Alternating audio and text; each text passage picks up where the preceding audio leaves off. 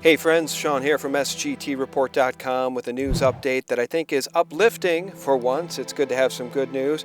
And with all due credit to President Trump, he has honored one of his campaign pledges, and that is to remove the United States from the Paris Climate Change Accord. And judging by the New World Order horrors coming out against him to criticize him, it was the exact correct decision for Americans. In his first ever tweet, Lloyd Blankfein of Goldman Sachs slammed Trump's climate decision, saying, quote, "Today's decision is a setback for the environment and for the U.S.'s leadership position in the world. Hashtag Paris Agreement," end quote. What a complete and total joke. Anybody who knows what the banksters are up to, and nobody exemplifies the crooked banksters like Lloyd Blankfein, UN Agenda 2030 policies will turn all of us into serfs by design, because the ruse is, in the name of saving the planet, we need to end all carbon emissions, and that includes emissions from gasoline, coal, and from oil. So if you want to heat your home in the future, sans them giving us new exotic technologies that don't exist, or at least that they're not telling us about, to replace the old fossil fuels, we will live as serfs, and that is the Agenda 2030 plan, folks. Obama was attending the G20 in Hangzhou, China, signing away the fleeting remnants of the United States sovereignty over to the globalist 2030 agenda. Among the totalitarian horror this agenda includes are mandatory vaccinations worldwide under the guidance of Bill Gates, the unleashing of GMO technology on the natural world in the guise of feeding the hungry. I mean, genetically modified sounds Frankensteinish. Drought resistance sounds really something you want.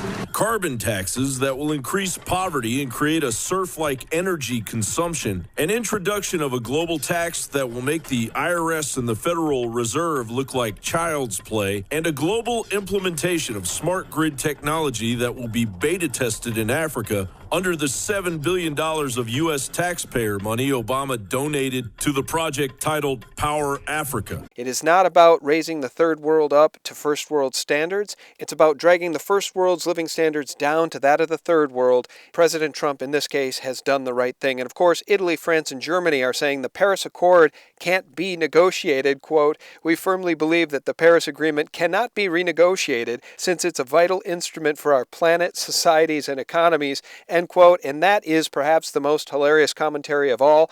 When these people are moved against, they don't play fairly. They just simply say, oh, you can't get out of the Paris Accord. It's not able to be renegotiated. Well, we'll see how that works out for them. And in other news, Hillary Clinton, who should already be in prison for her litany of crimes, is now blaming her election loss on everyone. The FBI, James Comey, the Russians, Vladimir Putin, anti-American forces, low information voters, everyone who assumed she'd win, bad polling numbers, Obama for winning 2 terms, people wanting change, misogynsts, suburban women, the New York Times, television executives, cable news, Netflix, Democrats not making the correct documentaries, Facebook, Twitter, WikiLeaks, content farms in Macedonia, the Republican Party, the Democratic Party, and of course, fake news.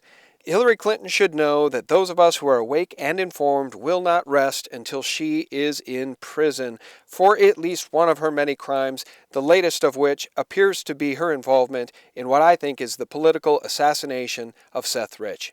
And speaking of Seth Rich, in the investigation into the Clinton crimes, the Clinton Foundation, child trafficking in Haiti, and the cover-up of child trafficking there, George Webb has been doing excellent work, as many of you know. Now, George Webb once said he was a Zionist early on in his videos, which surprised me and gave me pause, but frankly, I don't care who he is or who he represents as long as he's telling the truth, which he appears to be doing day in and day out. And now, in one of his recent videos, he has declared that he is essentially old guard Israeli Mossad, explaining that he does not have connections to Russia, but does indeed have connections to Israel. You know, I want everybody to know I have no association with Russia, none.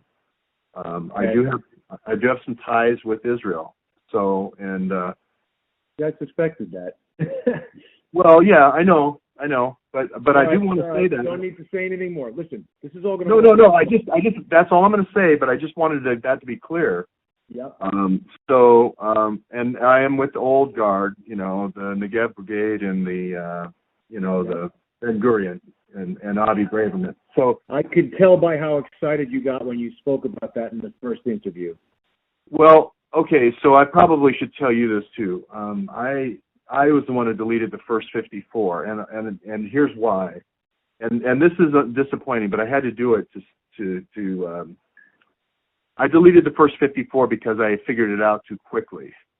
Okay. And I had a whole bunch of Avi Braverman and stuff on there, and it was way too. And then I went away from thinking that's who was giving me the information, and then now I'm convinced. Our YouTube friend Tracy Beans is on this case, and hopefully she and I will be doing an in-depth interview about this very issue in the near future.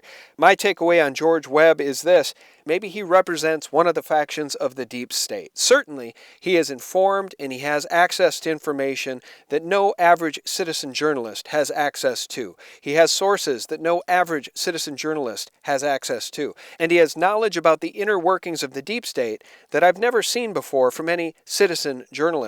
The bottom line with George Webb is this: perhaps there are factions in the deep state now openly aligned against each other. In fact, in a recent video, George Webb claimed that Henry Kissinger has now thrown in the towel on Hillary Clinton. But the bottom line is that, in his own words, evidently he does have ties to the old guard Israeli Mossad. And to round out today's news, we want to report that Deutsche Bank has calculated the, quote, fair value of gold. And guess what? According to the criminal bank, the fair value for gold is $1,015, well below today's price of $1,262. And that leaves me with the cryptocurrencies. As many of you tuned in to find out, Chris Duane, our good friend, is still aligned against the cryptocurrencies despite a changing vector of evidence that suggests corporations of all types have tremendous interest in various blockchains like the one provided by Ethereum. Ethereum and Bitcoin have both bounced off their recent lows after that sell-off several days ago, with Ethereum closing back in on all-time highs and Bitcoin stabilizing in the $2,300 to $2,400 range. We'll keep an eye on the cryptos just as we do silver and gold moving forward, because in my opinion, many of these cryptocurrencies are here to stay.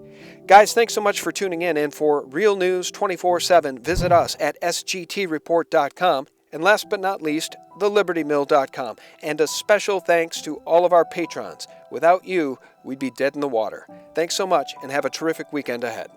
To me, I just think silver is just, it's going to be amazing when it does happen.